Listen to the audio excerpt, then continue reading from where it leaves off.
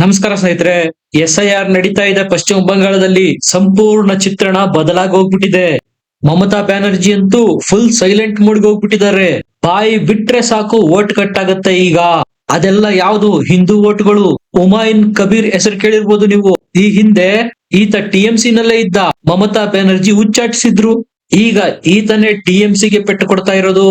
ನೀವು ಬೇರೆ ನಾಯಕರ ರೀತಿ ಈತನನ್ನ ಹಗುರವಾಗಿ ಕಾಣೋದಕ್ಕೆ ಹೋಗ್ಬೇಡಿ. ಕಳೆದ ಬಾರಿ OWೈಸಿ ಸಹ ಪಶ್ಚಿಮ ಬಂಗಾಳಕ್ಕೆ ಹೋಗಿ ಎಲೆಕ್ಷನ್ ಕಂಟೆಸ್ಟ್ ಮಾಡಿ ಹೀನಾಯವಾಗಿ ಸೋತು ವಾಪಸ್ ಬಂದಿದ್ದು. OWೈಸಿಯನ್ನ ಹುಮಾಯೂನ್ ಕಬೀರ್ಗೆ ಕಂಪೇರ್ ಮಾಡಬೇಡಿ.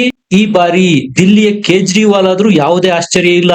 ಅಂದ್ರೆ ಅಧಿಕಾರಕ್ಕೆ ಬರ್ತಾರೆ ಅಂತ ಹೇಳ್ತಾ ಇಲ್ಲ, ಬೀದಿಯ ಕೋಟೆ ಛಿದ್ರ ಮಾಡೋದಕ್ಕೆ ಬಿಜೆಪಿಗೆ ಅನುಕೂಲ ಮಾಡಿಕೊಟ್ಟಿರೋದು. ಈಗಾಗ್ಲೇ 1.5 ಕೋಟಿ ಮತದಾರರನ್ನ SIR ನಲ್ಲಿ ವೆಸ್ಟ್ ಬೆಂಗಾಲ್ ನಲ್ಲಿ ಕೈ ಬಿಡಲಾಗಿದೆ. ಈಗ ಅದಕ್ಕಿಂತ ಡೇಂಜರಸ್ ಪಶ್ಚಿಮ ಬಂಗಾಳದಲ್ಲಿ ಮಮತಾ ಬ್ಯಾನರ್ಜಿಗೆ ಈ ಹುಮಾಯೂನ್ ಕಬೀರ್ ಇಂದ ಇರೋದು. ಫುಲ್ ಸೈಲೆಂಟ್ ಮೋಡ್ ಹೋಗಿರೋದು ಮಮತಾ ಬ್ಯಾನರ್ಜಿ. ಇದಕ್ಕೆ ಕಾರಣ ಹುಮಾಯೂನ್ ಕಬೀರ್ ಎಲ್ಲೇ ಹೋದ್ರೂ ಲಕ್ಷ ಸಂಖ್ಯೆಯಲ್ಲಿ ಮುಸಲ್ಮಾನರು ಸೇರ್ತಾ ಇದ್ದಾರೆ. ಮಮತಾ ಬ್ಯಾನರ್ಜಿಯ TMC ಪಕ್ಷದ ಕಾರ್ಯಕರ್ತರು ಹೇಳ್ತಾ ಇದ್ದಾರೆ, ಮೊದಲ ಬಾರಿಗೆ ವೆಸ್ಟ್ ಬೆಂಗಾಲ್ ನಲ್ಲಿ ಮಮತಾ ದೀದಿಯ ಭದ್ರಕೋಟೆ ಅಲುಗಾಡ್ತಾ ಇದೆ. ಸಿದ್ದಿಕಿ OWೈಸಿ ರೀತಿಯ ನಾಯಕ ಅಲ್ಲ ಹುಮಾಯೂನ್ ಕಬೀರು. 4 ದಿವಸದ ಹಿಂದಷ್ಟೇ ಹೊಸ ಪಕ್ಷ ಬೇರೆ ಅನೌನ್ಸ್ ಮಾಡಿಯಾಗಿದೆ. ಹುಮಾಯೂನ್ ಕಬೀರು ತನ್ನ ಹೊಸ ಪಕ್ಷ ಅನೌನ್ಸ್ ಮಾಡೋ ಸಂದರ್ಭದಲ್ಲಿ ಲಕ್ಷ ಮುಸಲ್ಮಾನರು ಸೇರಿರುವುದು ಆ ಸಭೆಯಲ್ಲಿ. ಪಕ್ಷದ ಹೆಸರು ಜನತಾ ಉನ್ನಯನ್ ಪಾರ್ಟಿ ಅಂತ. ಇಂಡಿ ಮೈತ್ರಿಕೂಟ ಮತ್ತು ಪ್ರತಿಪಕ್ಷದವರು ಈಗ ಹುಮಾಯೂನ್ ಕಬೀರ್ ಪಕ್ಷವನ್ನ ಬಿಜೆಪಿಯ ಬಿ ಟೀಮ್ ಅಂತ ಕರಿತಾ ಇದ್ದಾರೆ. ಬಿಜೆಪಿಗೆ ಅನುಕೂಲ ಮಾಡ್ಕೊಡೋದಿಕ್ಕೆ, ಪಶ್ಚಿಮ ಬಂಗಾಳದಲ್ಲಿ ದೀದಿಯನ್ನ ಸೋಲ್ಸೋದಿಕ್ಕೆ ಹುಮಾಯೂನ್ ಕಬೀರು ಪಕ್ಷ ಸ್ಥಾಪನೆ ಮಾಡಿರುವುದು ಅನ್ನೋ ಆರೋಪಗಳು ಕೇಳಿ ಬರ್ತಾ ಇದಾವೆ. ಹುಚ್ಚ ಅಂತಾನೂ ಪ್ರತಿಪಕ್ಷದವರು ಹುಮಾಯೂನ್ ಕಬೀರ್ನ ಕರಿತಾ ಇರೋದು. ಇದಕ್ಕೆ ಆತ ರಿಪ್ಲೈ ಸಹ ಕೊಟ್ಟಿದ್ದಾನೆ. ವೆಸ್ಟ್ ಬೆಂಗಾಲ್ ಎಲೆಕ್ಷನ್ ರಿಸಲ್ಟ್ ಬರ್ಲಿ, ಯಾರು ಹುಚ್ಚ ಅನ್ನೋದು ಗೊತ್ತಾಗುತ್ತೆ. ಹೊಸ ಪಕ್ಷದ ಘೋಷಣೆಯಾದ ನಂತರ ಈತ ಬಿಜೆಪಿ ಮೇಲೆಲ್ಲ ಅಟ್ಯಾಕ್ ಮಾಡಿರೋದು TMC ಮತ್ತು ಮಮತಾ ಬ್ಯಾನರ್ಜಿಯ ಮೇಲೆ. ಹುಮಾಯೂನ್ ಕಬೀರ್ ಏನೇ ಮಾಡಿದ್ರು ಪಶ್ಚಿಮ ಬಂಗಾಳದ ಪೊಲೀಸರು ಆಕ್ಷನ್ ಮಾಡ್ತಾ ಇಲ್ಲ. ಮಮತಾ ಬ್ಯಾನರ್ಜಿ ಅಂತೂ ಒಂದು ಶಬ್ದನೂ ಮಾತಾಡ್ತಾ ಇಲ್ಲ. ಆತ ಮತ್ತು ಆತನ ಹೊಸ ಪಕ್ಷದ ವಿರುದ್ಧವಾಗಿ. ಅಂದ್ರೆ ಎಷ್ಟು ಗಾಬರಿಯಾಗಿರ್ಬೇಕು. ಮಮತಾಗೆ ಶಾಕ್ ಏನಪ್ಪಾ ಅಂದ್ರೆ, ಎಲ್ಲ ವೆಸ್ಟ್ ಬೆಂಗಾಲ್ನ 294 ವಿಧಾನಸಭಾ ಕ್ಷೇತ್ರಗಳಲ್ಲೂ ನಾನು ಅಭ್ಯರ್ಥಿಗಳನ್ನ ಹಾಕ್ತೀನಿ ಅಂತ ಸಡ್ಡು ಹೊಡೆದಿರೋದು ಹುಮಾಯೂನ್ ಕಬೀರು. ಇದೆಲ್ಲ ಕೇಳಿದ್ಮೇಲೆ ದೀದಿಗೆ ನಿಂತ ನೆಲ ಕುಸಿದಂತಹ ಅನುಭವ. ನೀವು ಧರ್ಮದ ಹೆಸರಲ್ಲಿ ಹಿಂದೂಗಳ ವೋಟ್ ಪಡೆಯೋದಕ್ಕಾಗೋದಿಲ್ಲ, ಆದ್ರೆ ಧರ್ಮದ ಹೆಸರಲ್ಲಿ ಮುಸಲ್ಮಾನರ ವೋಟ್ ಅನ್ನ ಪೋಲರೈಸೇಷನ್ ಮಾಡಬಹುದು. ಅದನ್ನೇ ಹುಮಾಯೂನ್ ಕಬೀರ್ ಮಾಡ್ತಾ ಇರೋದು. ಯಾಕಂದ್ರೆ ಅವರು ತಮ್ಮ ಧರ್ಮ ಬಿಟ್ಟು ವೋಟ್ ಹಾಕೋದಕ್ಕೆ ಹೋಗೋದೇ ಇಲ್ಲ. ಈ ವಿಚಾರನೆ ಆತನಿಗೆ ಪಾಸಿಟಿವ್ ಆಗಿರೋದು. ಮುರ್ಷಿದಾಬಾದ್ ಅಲ್ಲಿ ಬಾಬ್ರಿ ಮಸೀದಿ ಸ್ಥಾಪನೆ ಮಾಡ್ತೀನಿ ಅಂತ ಶಂಕುಸ್ಥಾಪನೆ ಮಾಡಿರೋದು ಏಕೆ? ಎಲ್ಲ ಮುಸಲ್ಮಾನರ ಓಟನ್ನ ಸಾಲಿಡ್ ಆಗಿ ಪಡೆಯೋದಕ್ಕೆ. ಪೂರ್ತಿ ಪಶ್ಚಿಮ ಬಂಗಾಳದಾದ್ಯಂತ ಯಾತ್ರೆ ಮಾಡಿ ಸಂಘಟನೆ ಮಾಡ್ತೀನಿ ಅಂತ ಸಡ್ಡು ಹೊಡೆದಿರೋದು. ಕೋಲ್ಕತ್ತಾ, 24 ಪರಗಣ, ಉತ್ತರ ದಿನಾರ್ಪುರ, ಮಾಲ್ದಾ ಒಂದೂ ಜಿಲ್ಲೆ ಬಿಡದೆ ಎಲ್ಲ ಕಡೆ ಪ್ರವಾಸ ಮಾಡೋದಾಗಿ ಹೇಳ್ತಾ ಇರೋದು ಈತ. ಮುರ್ಷಿದಾಬಾದ್ ಅಂತೂ ಈತನ ಜನ್ಮಸ್ಥಳ. ಇಲ್ಲಿ ಒಟ್ಟು 64% ಮುಸಲ್ಮಾನರಿರೋದು. ಇಲ್ಲಿ ದೀದಿ ಗೆಲ್ಲೋದಕ್ ಸಾಧ್ಯನಾ? ಒಟ್ಟಾರೆ ಈಗ ಪಶ್ಚಿಮ ಬಂಗಾಳದಲ್ಲಿ 30% ಮುಸಲ್ಮಾನರಿರೋದು. 27 ಇತ್ತು, ಅದು ಈಗ ಹೊಸ ಸೆನ್ಸಸ್ ಏನಾದ್ರು ಆದ್ರೆ ಖಂಡಿತ 30 ದಾಟಿದ್ರು ಯಾವುದೇ ಅನುಮಾನಗಳಿಲ್ಲ. ಮಮತಾ ಬ್ಯಾನರ್ಜಿಯ ಸಂಪುಟದ ಸಚಿವನೇ ಹೇಳಿರೋದು, ಇನ್ನು ಕೆಲವೇ ವರ್ಷದಲ್ಲಿ ವೆಸ್ಟ್ ಬೆಂಗಾಲ್ ನಲ್ಲಿ 50ರಷ್ಟು ಜನ ಉರ್ದು ಮಾತಾಡ್ತಾರೆ. ಅಂದ್ರೆ ಇದರ ಅರ್ಥ ಮುಸ್ಲಿಂ ಜನಸಂಖ್ಯೆ ತೀವ್ರಗತಿನಲ್ಲಿ ಬೆಳೀತಾ ಇದೆ. 50% ಯಾವಾಗ ಬೇಕಾದರೂ ರೀಚ್ ಆಗಬಹುದು. ನೀವು ನಂಬ್ತಿರೋ ಬಿಡ್ತಿರೋ 90ರಿಂದ 100 ಪಶ್ಚಿಮ ಬಂಗಾಳದ ವಿಧಾನಸಭಾ ಕ್ಷೇತ್ರಗಳು ಮುಸ್ಲಿಂ ಮತದಾರರೇ ನಿರ್ಣಾಯಕ ಇಲ್ಲಲ್ಲ. ಹುಮಾಯೂನ್ ಕಬೀರ್ ಹೇಳ್ತಾ ಇರೋದು, ನಾನು ಈ ಬಾರಿ 100 ಸೀಟ್ ಗೆಲ್ತೇನೆ, 70 ಜನ ಮುಸಲ್ಮಾನರು, 30 ಜನ ಹಿಂದೂಗಳು ಗೆಲ್ತಾರೆ ನನ್ನ ಪಕ್ಷದಿಂದ ಅಂತ ಹೇಳ್ತಾ ಇರೋದು. ನಿಮಗೆ ಶಕ್ತಿ ಇದ್ರೆ ತಡೀರಿ ಅಂತ ದೀದಿಗೆ ಚಾಲೆಂಜ್ ಆಗ್ತಾ ಇದ್ದಾನೆ. ಇಷ್ಟು ದಿವಸ ಮಮತಾ ಬ್ಯಾನರ್ಜಿ ಮಾಡ್ತಾ ಇದ್ದಿದ್ದೆ ಹಿಂದೂಗಳನ್ನು ತೆಗೊಳ್ಳೋ ಮೂಲಕ, ಹಿಂದೂಗಳನ್ನು ವಿರೋಧ ಮಾಡೋ ಮೂಲಕ ಓಲೈಕೆ ರಾಜಕಾರಣ, ಅಲ್ಪಸಂಖ್ಯಾತರ ತುಷ್ಟೀಕರಣ ಮಾಡಿ ಅವರ ವೋಟ್ ಪಡಿತಾ ಇದ್ರು. OWೈಸಿ ಬಂದ್ ಕ್ಯಾಂಡಿಡೇಟ್ ಹಾಕಿದ್ರು, ಅಲ್ಲಿನ ಮುಸಲ್ಮಾನರು ಭಾಷೆಯ ಕಾರಣದಿಂದಾಗಿ ನಾವು ಬಂಗಾಳಿಗಳು, OWೈಸಿ ಉರ್ದು ಮಾತಾಡೋರು ಅನ್ನೋ ಕಾರಣಕ್ಕಾಗಿ ಮಮತಾ ಬ್ಯಾನರ್ಜಿಗೆ ಸಪೋರ್ಟ್ ಮಾಡಿದ್ದು. ಇಬ್ಬರ ಜಗಳ ಮೂರನೆಯವನಿಗೆ ಆಯ ಅನ್ನುವಂತೆ ಹುಮಾಯೂನ್ ಮತ್ತು ದೀದಿಯ ನಡುವಿನ ಕಿತ್ತಾಟದಿಂದ ಬಿಜೆಪಿ ಶೈನ್ ಆಗ್ತಾ ಇದೆ. ಇಲ್ಲಿ ಕಾಂಗ್ರೆಸ್ ಮತ್ತು ತೇಜಸ್ವಿ ಯಾದವ್ ಬಿಹಾರದಲ್ಲಿ ಎಷ್ಟೆಲ್ಲಾ ಸರ್ಕಸ್ ಮಾಡಿದ್ರು.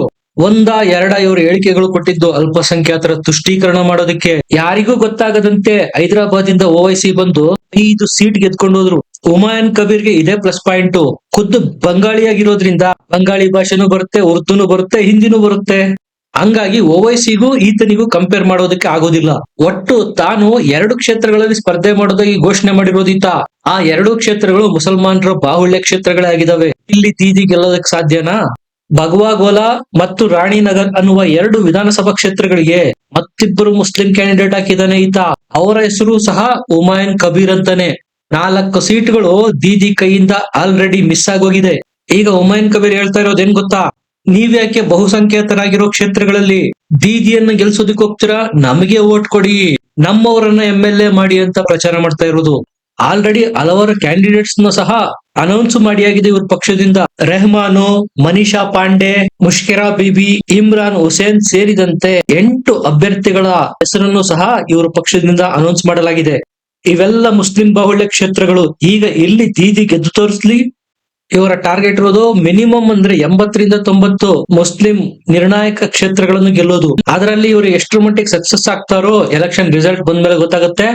ಆದ್ರೆ ಈ ಎಲ್ಲ 90ರಿಂದ 100 ಕ್ಷೇತ್ರಗಳಲ್ಲಿ ದೀದಿ ಸೋಲೋದಂತೂ ಗ್ಯಾರಂಟಿ. ಈ ಇಬ್ಬರ ಮಧ್ಯೆ ಬಿಜೆಪಿಗೆ ಭರ್ಪೂರ ಅವಕಾಶಗಳು. ಈತ ಭವಿಷ್ಯನೇ ನುಡಿದ್ಬಿಟ್ಟಿದ್ದಾನೆ. ಮುಂಬರುವ ವಿಧಾನಸಭಾ ಎಲೆಕ್ಷನ್ ನಲ್ಲಿ ಟಿಎಂಸಿಗೆ 100 ಸೀಟು ಸಿಗೋದಿಲ್ಲ ಅಂತ. ಒಂದು ವೇಳೆ ಬಿಜೆಪಿಗೂ ಬಹುಮತ ಬರ್ಲಿಲ್ಲ ಅಂದ್ರೆ ಹುಮಾಯೂನ್ ಕಬೀರ್ ಕಿಂಗ್ ಮೇಕರ್. ಮಮತಾ ಬ್ಯಾನರ್ಜಿ ಹುಮಾಯೂನ್ ಕಬೀರ್ ಬಳಿ ಬರ್ಬೇಕಾಗತ್ತೆ. ಕೆಲವು ತಿಂಗಳ ಹಿಂದೆ ಈ ಹುಮಾಯೂನ್ ಕಬೀರ್ ಯಾರು ಅಂತಾನೆ ಗೊತ್ತಿರ್ಲಿಲ್ಲ. ಯಾವಾಗ ಈತ ಮುರ್ಷಿದಾಬಾದ್ ಅಲ್ಲಿ ನಾನು ಬಾಬ್ರಿ ಮಸೀದಿಗೆ ಶಂಕುಸ್ಥಾಪನೆ ಮಾಡ್ತೀನಿ ಅಂತ ಘೋಷಣೆ ಮಾಡಿದ್ರು, ಅಲ್ಲಿಂದ ಲೈವ್ ಲೈಟ್ ಬಂದಿದ್ದು. ಬಾಬ್ರಿ ಮಸೀದಿ ನಿರ್ಮಾಣ ಮಾಡೋದಕ್ಕೆ ಇದುವರೆಗೂ ಸುಮಾರು 7 ಕೋಟಿಯಷ್ಟು ಹಣದ ಸಹಾಯ ಹರಿದು ಬಂದಿದೆಯಂತೆ. 5ರಿಂದ 5.5 ಕೋಟಿ ಕ್ಯಾಶ್ ಇದೆಯಂತೆ ಅದರಲ್ಲಿ. ಪಶ್ಚಿಮ ಬಂಗಾಳದ ವಿವಿಧ ಭಾಗಗಳಿಂದ ಮುರ್ಷಿದಾಬಾದ್ಗೆ ಜನ ಪಾದಯಾತ್ರೆಯಲ್ಲಿ ಬರ್ತಾ ಇದ್ದಾರೆ. ಇಟ್ಟಗಿಗಳನ್ನು ಹೊತ್ಕೊಂಡು. ಸಹಜವಾಗಿ ಅವರು ಹೋಗುವ ದಾರಿಯುದ್ದಕ್ಕೂ ತಮ್ಮದೇ ಮುಸಲ್ಮಾನರನ್ನ ಪ್ರಭಾವಿಸ್ತಾರೆ. ಆ ಓಟ್ಗಳೆಲ್ಲ ದೀದಿಗೆ ವಿರುದ್ಧವಾಗಿ ಬೀಳುವುದು.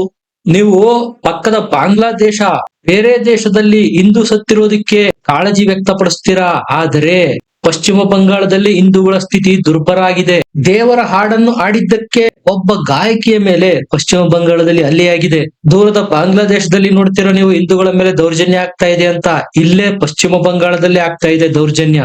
ಈತ ಬಾಬ್ರಿ ಮಸೀದಿಗೆ ಶಂಕುಸ್ಥಾಪನೆ ಮಾಡಿದ ನಂತರ ಮೊದಲ ಜುಮ್ಮಾ ಆಯ್ತು. ಆಗ 10,000 ಜನ ಬಂದಿದ್ರು. 2ನೇ ಜುಮ್ಮಾದಲ್ಲಿ ಇದರ ಸಂಖ್ಯೆ ಮತ್ತಷ್ಟಾಯ್ತು. ಬಿಜೆಪಿ ಸಹ ಇನ್ನೊಂದ್ ಕಡೆ ಅದೇ ಮುರ್ಷಿದಾಬಾದ್ ಅಲ್ಲಿ ರಾಮ ಮಂದಿರ ನಿರ್ಮಾಣ ಮಾಡೋದಕ್ಕೆ ಶಂಕುಸ್ಥಾಪನೆ ಮಾಡಿ ಮುಗಿಸಿದೆ. ಹಿಂದೂಗಳ ಓಟ್ ಅಂತೂ ಕನ್ಸಾಲಿಡೇಟ್ ಆಯ್ತು. ಆ ಕಡೆ ಮುಸಲ್ಮಾನರ ಓಟನ್ನ ತನ್ನ ಪಕ್ಷಕ್ಕೆ ಹುಮಾಯೂನ್ ಕಬೀರ್ ಕನ್ಸಾಲಿಡೇಟ್ ಮಾಡಿಯಾಗಿದೆ. ಮಧ್ಯ ದೀದಿಗೆ ಚಿಪ್ಪು. ಅಷ್ಟೇ ಅಲ್ಲ, ಫೆಬ್ರವರಿ 2ನೇ ತಾರೀಕು ಪಶ್ಚಿಮ ಬಂಗಾಳದಲ್ಲಿ 2 ಲಕ್ಷ ಜನರನ್ನು ಸೇರಿಸಿ ಕುರಾನ್ ಪಠಣ ಮಾಡುವುದಾಗಿ ಘೋಷಣೆ ಮಾಡಿರುವುದು ಹುಮಾಯೂನ್ ಕಬೀರ್. ಇಷ್ಟು ದೊಡ್ಡ ಧರ್ಮ ಸಂಕಟ ದೀದಿಗೆ ಹುಮಾಯೂನ್ ಕಬೀರ್ ರೂಪದಲ್ಲಿ ಪ್ರತ್ಯಕ್ಷ ಆಗ್ತಾ ಇರೋದು. ಇವರ ವಿರುದ್ಧ ಮಾತಾಡೋದಕ್ಕೂ ಬರೋದಿಲ್ಲ, ಆಕ್ಷನ್ ಮಾಡೋದಕ್ಕೂ ಬರೋದಿಲ್ಲ. ಮಾತಾಡಿದ್ರೆ ಮುಸ್ಲಿಂ ಅಲ್ಪಸಂಖ್ಯಾತ ಓಟ್ಗಳನ್ನ ಕಳೆದುಕೊಳ್ಬೇಕಾಗತ್ತೆ, ಸುಮ್ಮನೆ ಇದ್ರೆ ಹಿಂದೂಗಳ ಓಟ್ಗಳನ್ನ ಕಳೆದುಕೊಳ್ಬೇಕಾಗತ್ತೆ. ಬಿಜೆಪಿ ಏಜೆಂಟ್ ಅಂತಾರೆ ಹುಮಾಯೂನ್ ಕಬೀರ್ನ. ಬಿಜೆಪಿ ಡೈರೆಕ್ಟ್ ಆಗಿ ಹೇಳುತ್ತಲ್ಲ, ಆಕ್ಷನ್ ಮಾಡಿ, ನಾವು ಅಧಿಕಾರಕ್ಕೆ ಬಂದ್ರೆ ಬಾಬ್ರಿ ಮಸೀದಿ ಆಗೋದಿಕ್ಕೆ ಬಿಡೋದಿಲ್ಲ ಅನ್ನುತ್ತೆ ಬಿಜೆಪಿ. ದೀದಿಯ ಸ್ಟ್ಯಾಂಡ್ ಏನು ಈ ವಿಚಾರದಲ್ಲಿ? ಜನ ಅದನ್ನ ಕೇಳ್ತಾ ಇರೋದು. ಹಾಗಾಗಿ ವೆಸ್ಟ್ ಬೆಂಗಾಲ್ ಅಲ್ಲಿ ಬಿಜೆಪಿ ಪರ ಅಲೆ ನಿಧಾನವಾಗಿ ಸೃಷ್ಟಿ ಆಗ್ತಾ ಇರೋದಂತೂ ನಿಜ. ನಿಮ್ಗೆ ಏನನ್ಸುತ್ತೆ? ಕಮೆಂಟ್ ಮಾಡಿ, ಲೈಕ್ ಮಾಡಿ, ಚಾನಲ್ ನ ಸಬ್ಸ್ಕ್ರೈಬ್ ಮಾಡಿ. ಮತ್ತೆ ಸಿಗೋಣ. ನಮಸ್ಕಾರ.